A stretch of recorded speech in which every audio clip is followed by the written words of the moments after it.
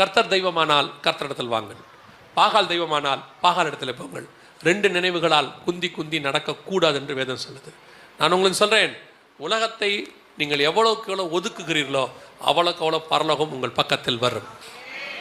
உலகத்தை விட்டுட்டு ஓட முடியாது, ஆனால் உலகம் நம்மை தொடாமல் பாதுகாத்து கொள்ள முடியும். ஒரு பரிசுத்தவன் அழகாக சொல்வார், தலைக்கு மேலே பறவை பறக்கிறத ஒன்றும் செய்ய முடியாது, ஆனால் உங்கள் தலை மேலே கூடு கட்டாமல் நீங்கள் பார்த்துக்கலாம்.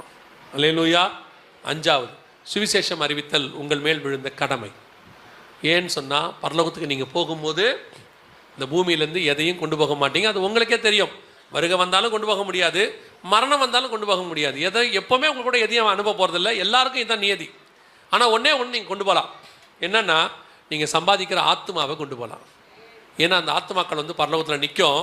நாளைக்கு உங்கள் கணக்கில் கர்த்தர் அதை சொல்லுவார். இது எல்லாம் உன்னால் மீட்கப்பட்டதுன்னு சொல்லுவார். அதுதான் பரலோகத்தில் நம்ம சொத்து.